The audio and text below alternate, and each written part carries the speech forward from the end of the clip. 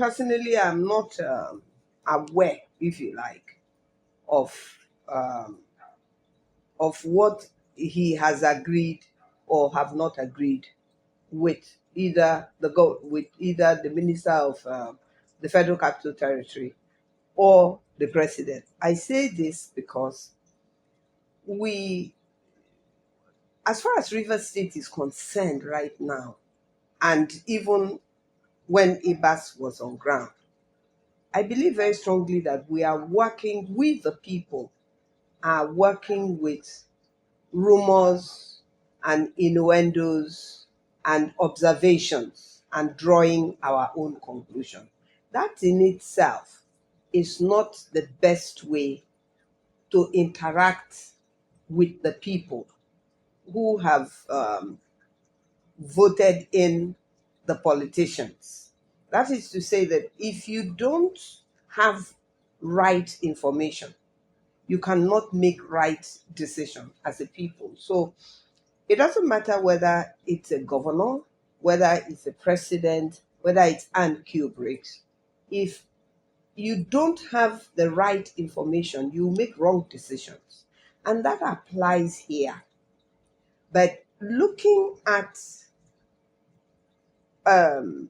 the body language, if you like, or observing the things that are playing out, one is left to draw conclusions, and these conclusions may very well be the wrong conclusions. So, in terms of being able to make the right decision, I'm not able to make those decisions because I don't have the right information. Now, if you look at, for instance, we had the former SSG was Chief Danagogo. Now, we don't have him. We have a new SSG. The former SSG was removed by Ibas, which we said from the beginning was the wrong thing for Ibas to do. Now, the governor has a right to remove anybody that he has appointed and replace him with somebody else. There is nothing wrong with the replacement. Benibo at Alabrava. There is nothing wrong with him. He's a Rivers indigene. He qualifies. So it's okay. But we have Rivers people need to constantly be abreast. And because we have given our vote, if you like, to the governor of Rivers State, as of right now, the changes that the governor is making are changes that we are seeing, I am seeing, that is up to a point, will be in the interest of Rivers State if he, the governor, is happy with the appointments that he's making. And I don't have any reason to believe right now that the appointments he has made so far is not in the interest of Rivers State. That's not what I'm saying. If he is happy with those appointments, then that is okay for Rivers people. If we step back a little bit, and you can't talk about what's happening today in Rivers State without constantly stepping back to how the problem started that led to the suspension of the governor. And people seem to think, politicians seem to want us, the people, to forget, as if like it has happened, it has happened. No, a lot of things went wrong leading up to the removal of the governor for 6 months, the suspension of the governor for 6 months, and the coming back of the governor after 6 months. I'm not a politician.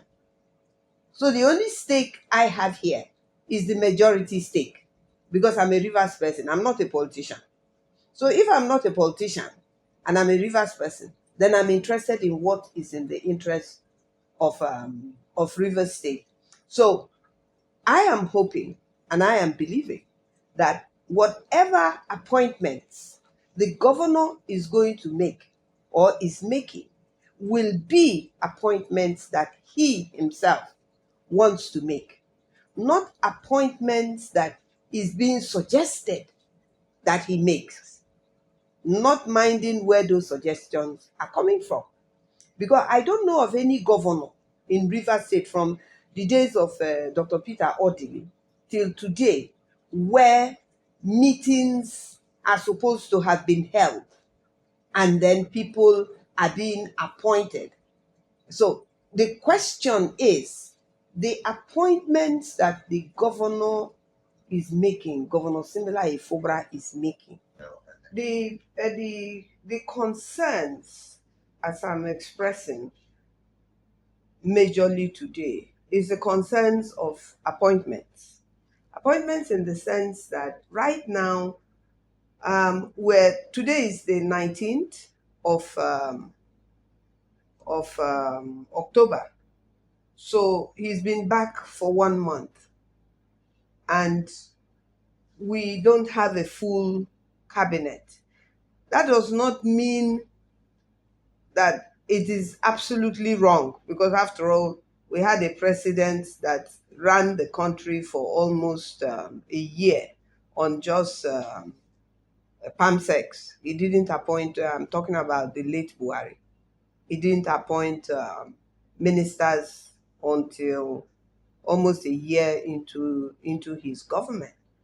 But that does not mean that the governor cannot run the government without appointing commissioners.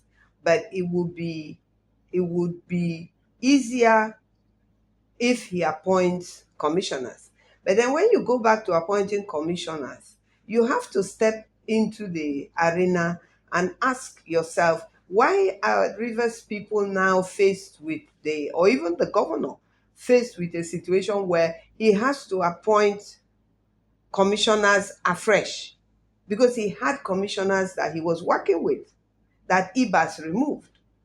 Now, did Ibas have a right to remove commissioners that were appointed when he himself is not even an elected officer into the governance of Rivers State? And that's why I say that I do not buy into the idea that because the governor is back, that we should forget about all the illegalities and the wrong things that went on in the 6 months that the governor was suspended. So it means that the frustration that the people of Rivers State feel right now, including myself, when it comes to smooth governance, is the fact that if the president had not taken the decision he had taken, and if some people of Rivers State had not decided that they were going to fight the governor of Rivers State until they remove him,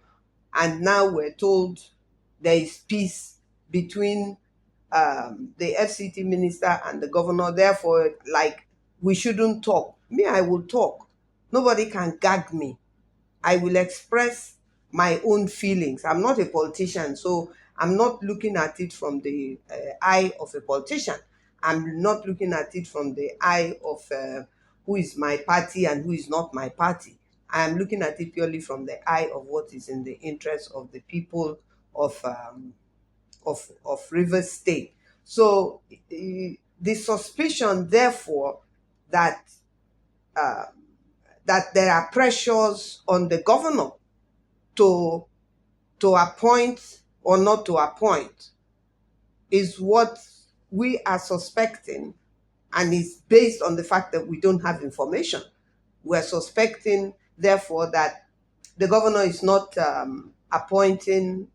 making his appointments so that he can have the right people he wants in the right places, because there may be pressures on him to appoint a person that he may not want to appoint. And we must not also forget that the lawmakers, before they crossed over to APC and crossed back to PDP, as they are claiming that that is what happened, we must not forget that they had screened the commissioners that Ibas met when he came, and that some of those commissioners resigned from similar Fubara's government.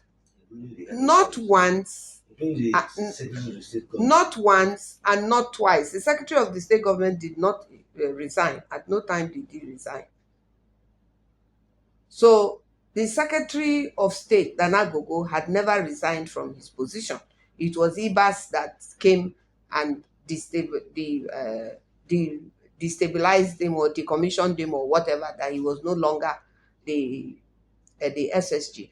But there are people who were in Fubara's government that willingly resigned from Fubara's government. Not twice, not once, but twice they resigned. So we are now watching and asking that why is it taking long to make the appointments? If the governor was happy with the people he appointed before he was suspended, why can't he bring those particular people back? Because within his cabinet, before he left, there were people that had already been screened by the Amehule-led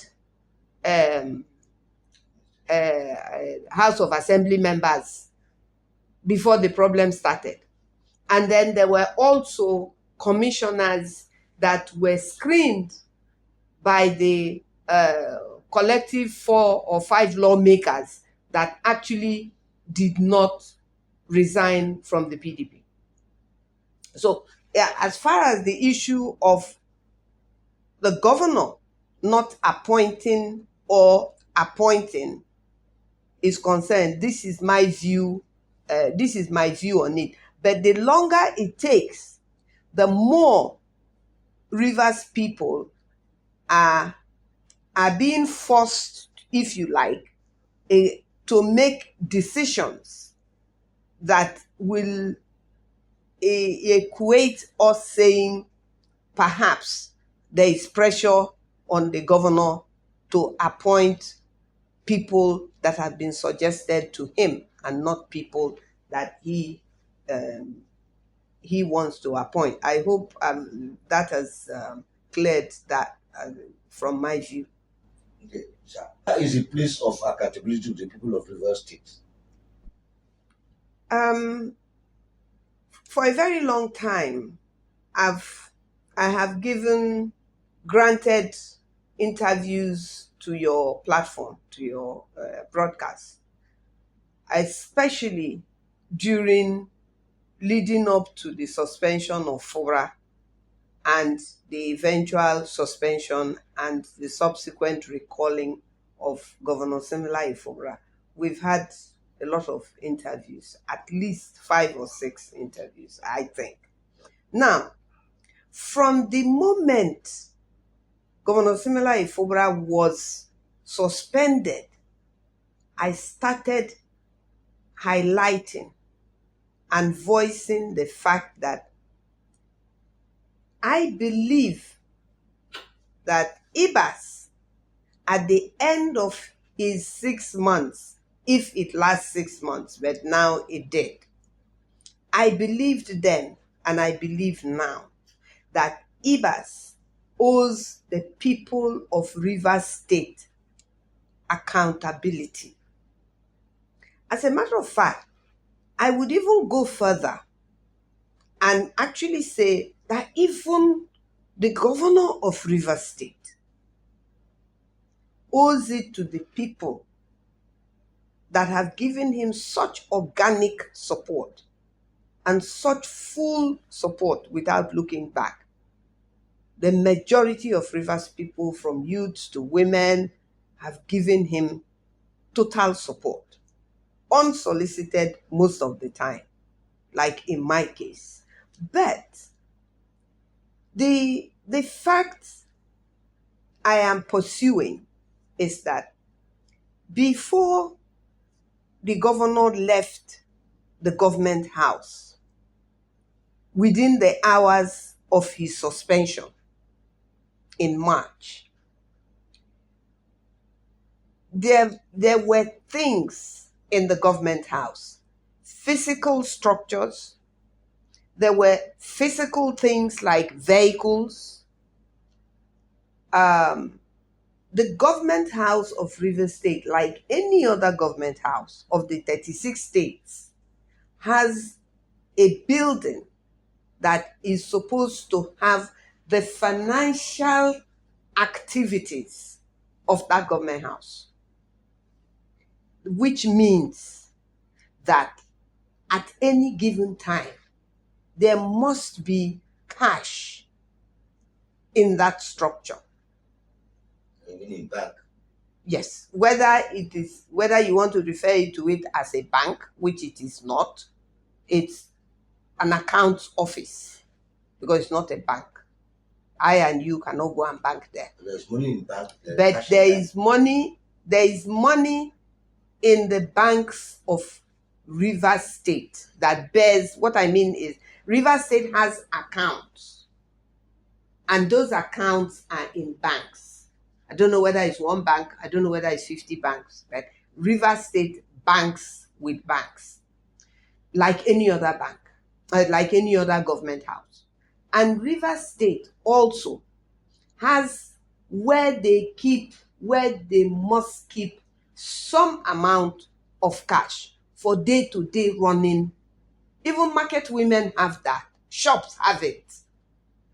So the question is, how much was there in that building, in that account system, when the governor left and when Ibas took over? Some people have to account. The governor did not carry those things, I want to believe, with him.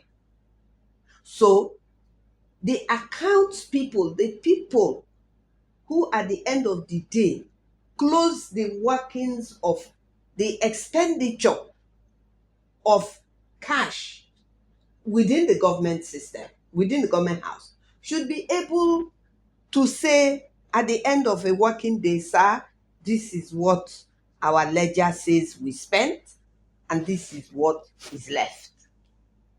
That's one. Two, there was money in the account of Rivers State government that Ibas had access to, because he didn't run Rivers State government and government house with his own personal money. I'm talking about Ibas and the people that he subsequently brought in from outside of Rivers State, his kinsmen, and the people that he appointed here that are Rivers indigenes, that are Rivers people.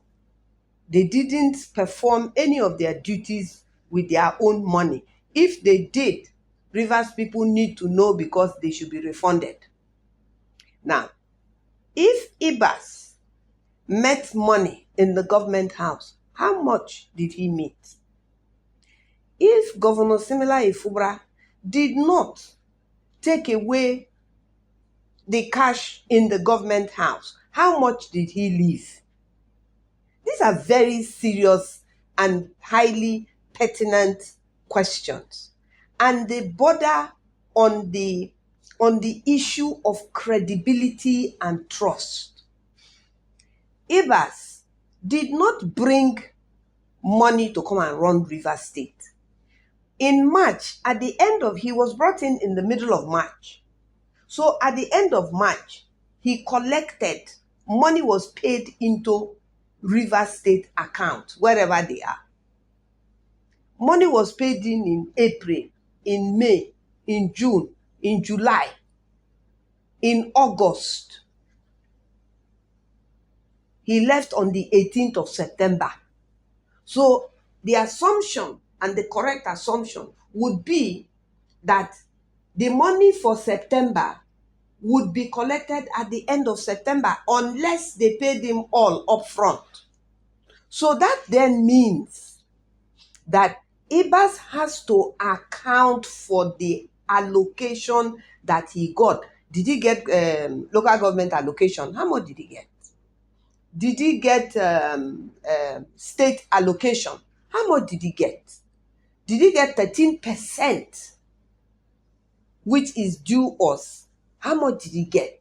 Did he get money from the oil companies that are operating in Rivers State in terms of landlord money, whatever payments that comes, internally generated revenue, which is the base of serious problem in Rivers State? Because there is sometimes we're told the official internally generated revenue is 12 billion. And sometimes we're told it's nearly 30 billion. Rivers people have a right. You can't run a government on secret and say the people don't have a right to know. We have a right to know these things. Because then if we don't have a right to know, then why do we have a government? We have a right to know this.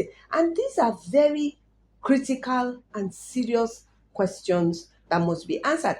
I find it disrespectful, offensive, unacceptable to the people of Rivers State, of which I am one, to hear from a stranger who came into my state and governed my state against my will, against the will of Rivers people. On behalf of federal government, he says that he is accountable to the people or the system that appointed him and not to Rivers people. That is lack of credibility and lack of accountability. If you have nothing to hide, if I leave my house for you for 2 weeks and I leave you with 200,000 and I come back in 2 weeks, you must tell me what you did with the 200,000. How much diesel did you buy? How much petrol did you buy? How much food did you buy? Maybe I owe you money, or maybe you owe me balance, but you couldn't have spent the whole 200,000. So now I'm asking, with Rivers people are asking, and it's offensive to me to be told that it has passed. I shouldn't ask, that we're witch hunting Ibas. If Ibas felt that there is a possibility to witch hunt him, then he has nothing to hide. So why is he not telling us and he's saying he doesn't owe anybody any accountability? That is disrespectful. Can any Rivers person walk into Cross River State because the government says so and then walk out of Cross River State? We heard on, I think it is on your broadcast and on other people's broadcasts, the governor was saying he had bought vehicles for traditional rulers before he left. Well, if Ibas did not touch those vehicles should still be there. And the traditional rulers should have their vehicles. Rivers people have already paid for that vehicle. Why should we pay again? Where is the first one? Where's the first one? We're hearing that allegedly that even the house, the state house, the members of the state house, Rivers State representatives, were offered 17 vehicles. They are not 17, they are more than 17. And that if he doesn't complete them to their number where everybody collects one, then they're not going to take it, rightfully so. Then he completed it and they took it.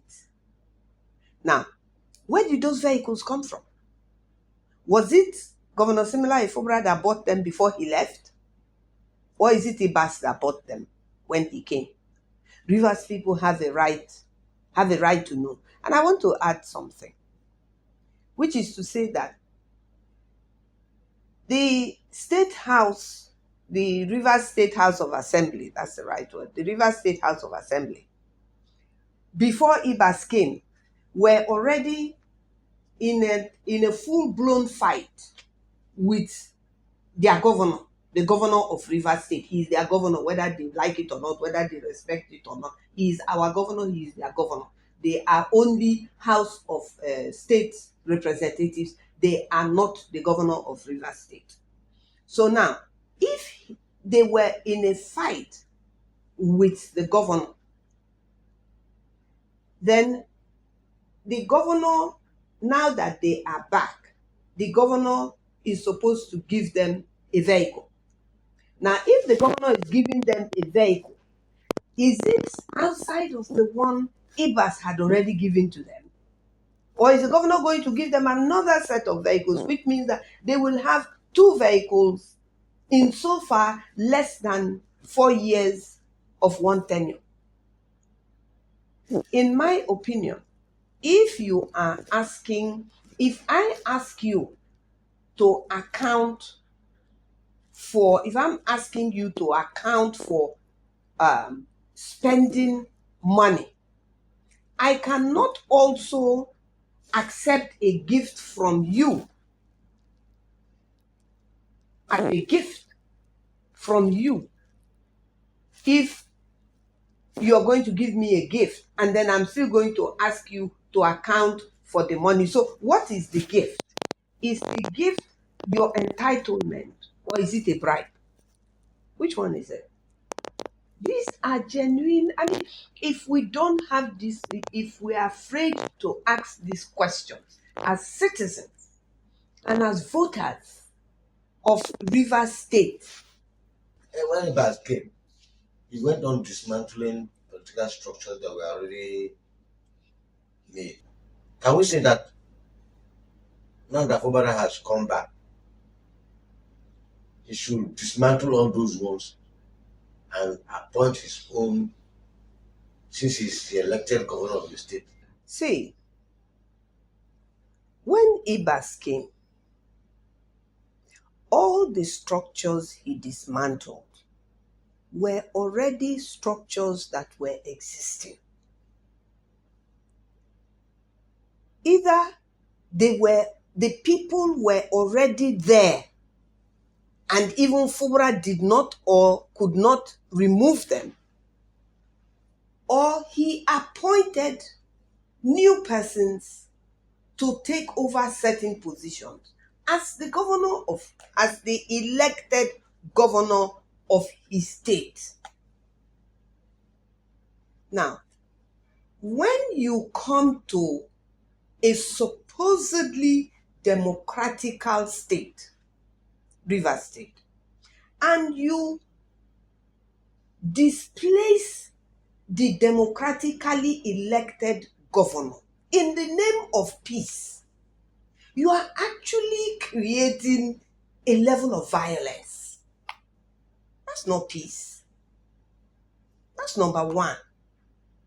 Number two, when you dismantle a political structure in a state, you have set aside the powers that gives that political structure its life.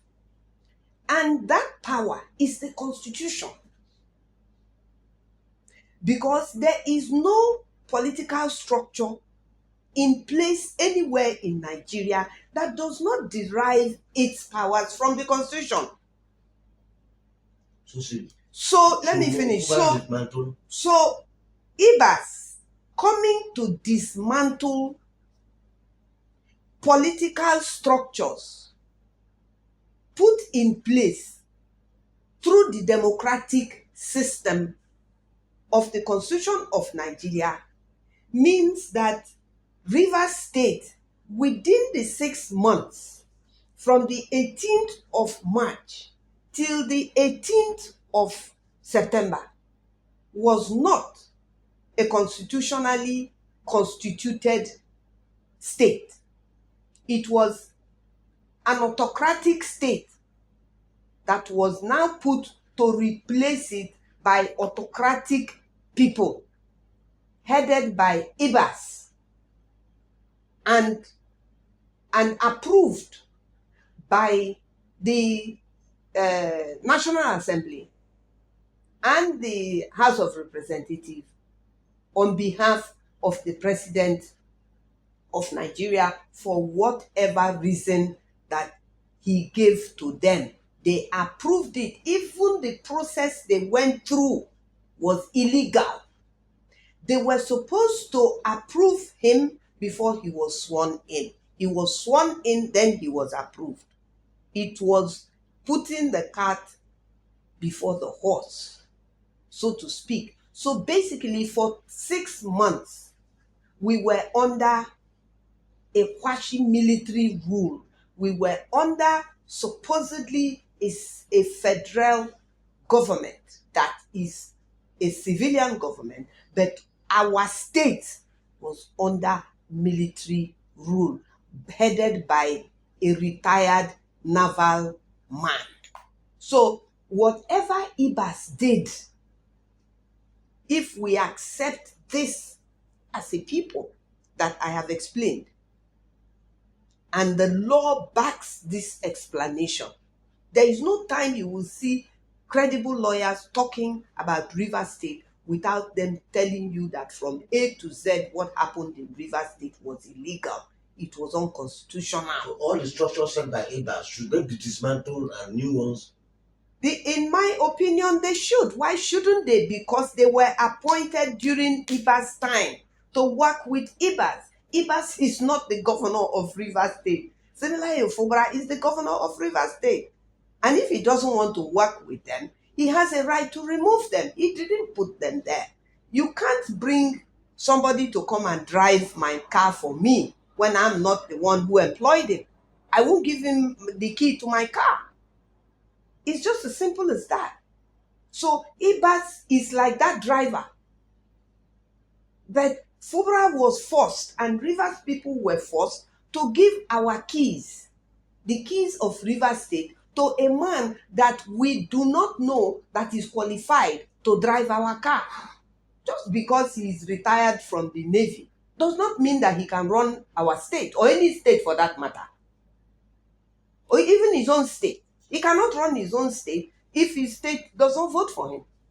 If his state does not see him qualified to vote for, to work for his state, then he's not. So if he can't, if his people have not found him fit to govern Cross River State or whatever state, what makes him qualified to govern a River State for 6 months so that a group of people can feel that they have peace?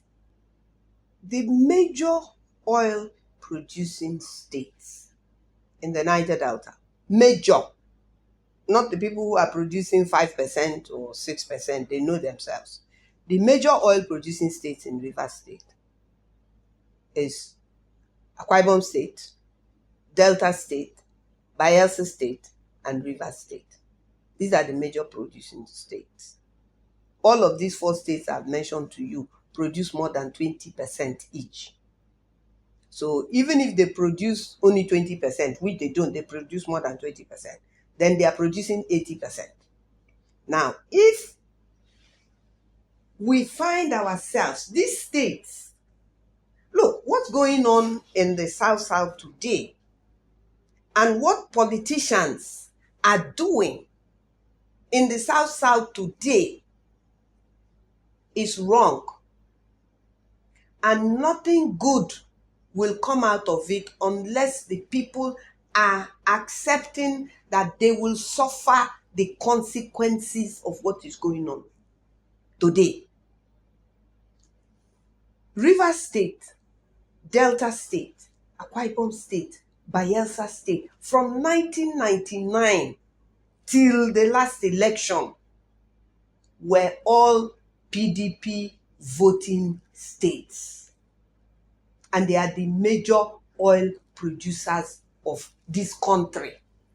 And the oil in this region, first and foremost, belongs to the people where this oil is coming from. It is the Constitution, the 1999 Constitution, that has given it to the federal government as their own. But for me, as a Niger Delta daughter, who comes from an oil-producing state, that oil in this state will forever remain the property of the people of this state. I don't know about other states, I can't speak for them. Now, if in the middle of a tenure, a governor will get up and leave the political party on which the people voted for him,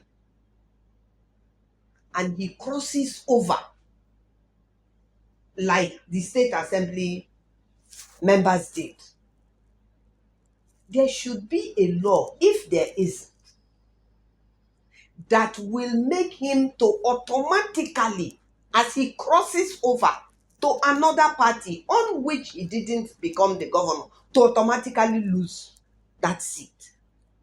Now, why I say that it is we the people that will suffer, it then means that we will have to have another election.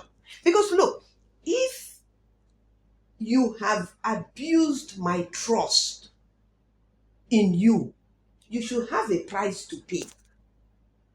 That price should be you losing that seat. I gave you that seat.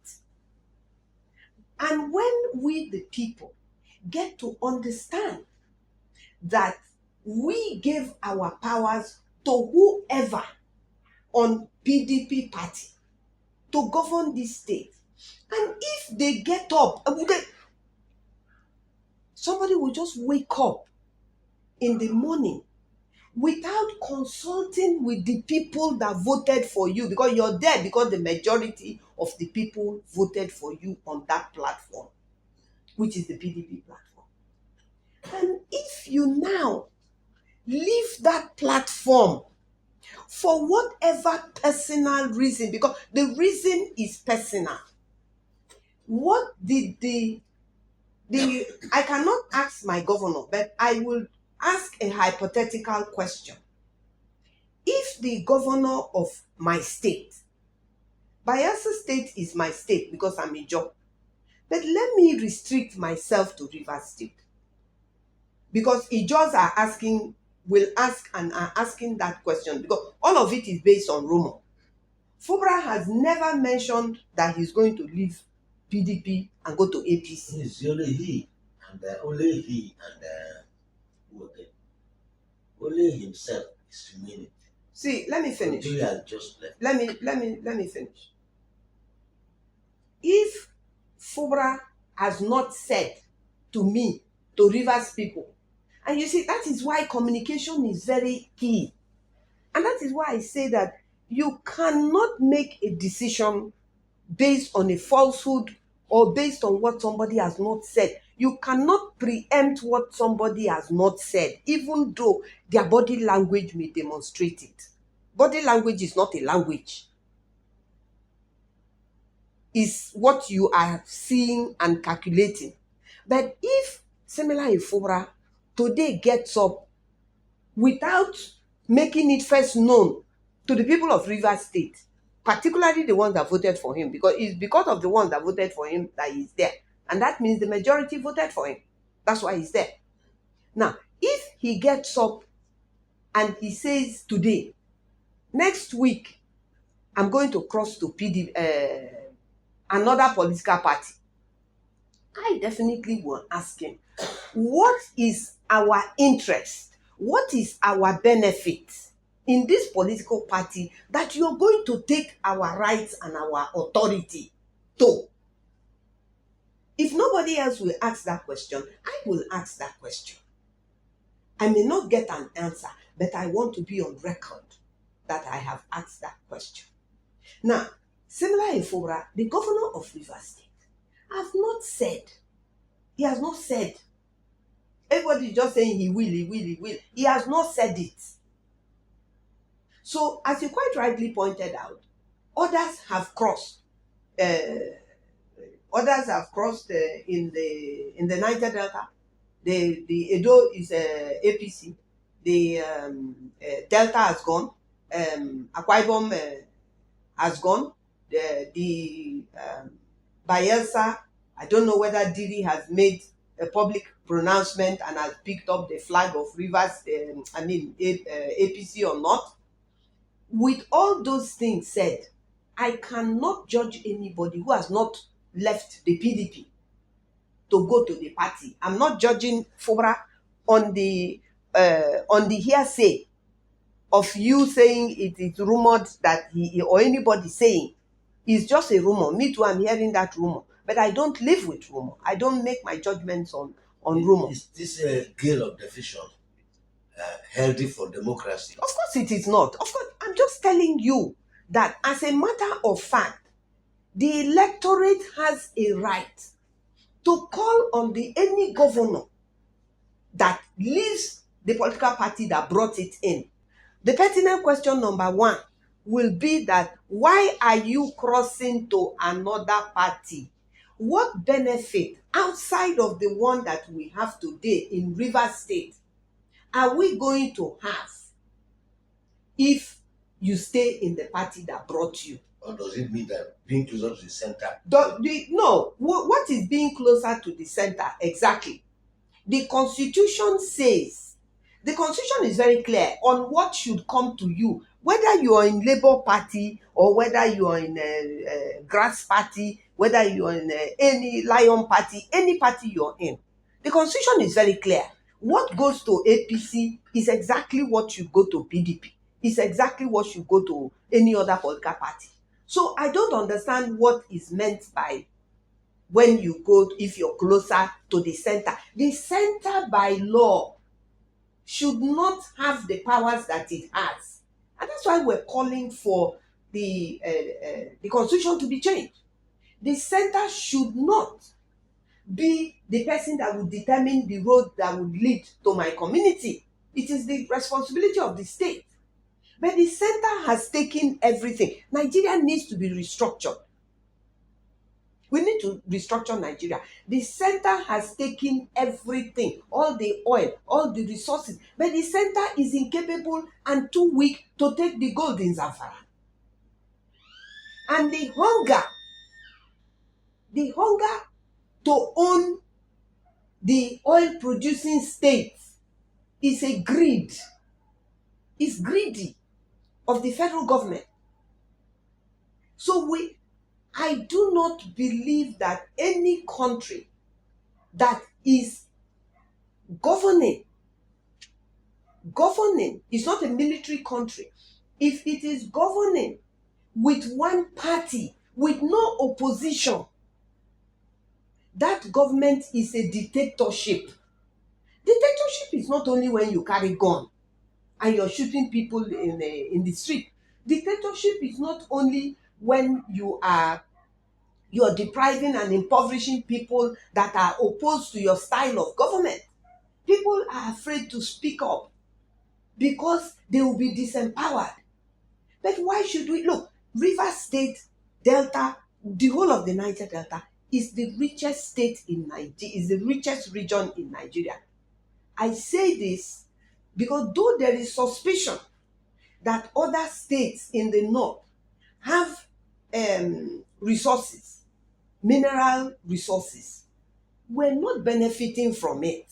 So if Nigeria is not benefiting from it and they are benefiting only from the oil and gas, then it simply means that we, the people of the Niger Delta, are the only people that are upholding the country called Nigeria. Nigeria cannot function without the money that is coming from the oil and gas.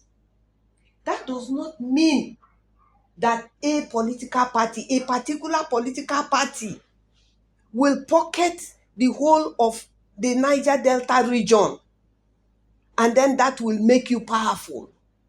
You impoverish the people in Niger Delta that can do great good in the Niger Delta are being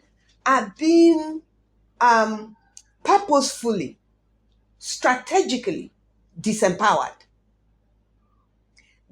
Today you have a lot of people that are helping their fellow Niger Delta people, even if it's only one person you're helping, even if it is only one person, 3 children's school fees, or 2 people's 5 school fees that you're paying for their children. Those are the ones that one person is doing. And most of the times, these people are the disempowered people. They are not the government people. How many senators are paying the school fees of primary school students, of secondary school students? I know people who are doing this quietly and silently in these river states that are helping through their foundation, through their NGO, to help people out that the government have decided that because they are playing politics that they are incapable of handling, because we do not have quality education. When a scholarship is being given, whether it is NDDC that is giving the scholarship, whether it is Amnesty that is giving the scholarship, or government that is giving the scholarship, we are not able to educate our children, and we're supposed to be rich. And so ordinary citizens are taking up the responsibility of government. And I'm saying that that is wrong. As a matter of fact, if ordinary citizens are doing that, then we should be empowered to do that. And I mean the ordinary citizens that are doing that. We should be empowered to do that. We should be empowered. I know of people whose hospital bills are being paid. I know of people whose, when women have to go and deliver, their husbands don't have the money because they are not working. I know of foundations and NGOs that are doing that. Even if it's one person alone, you help at a time. You can't help everybody. I know how many calls that comes in every single day, but you cannot help all those people. But we have federal government, state government, we have a Ministry of Social Welfare. What is that ministry doing? What's that ministry doing? We have a Ministry of Education that is supposed to be able to find brilliant people. There is a girl in Akwa Ibom that is supposed to have discovered something technologically that will overtake this world. I hope Canada, America, or Britain comes and takes her and her family away and use what God has given to her to develop their own country. Because Nigeria is not able to do it. What they're doing is how they're going to rig election in 2027. That's what we're discussing here. We're just going about it round and round. That is what we're discussing here. That is why we have people who are moving from one political party to the political party that is in power, and telling us that they're doing it because they want to be close to the center. Be close to the center for what? River State has no business being close to the center to do anything. If only we have access to our resources. It is the center that should be coming to beg us, not we going to beg the center.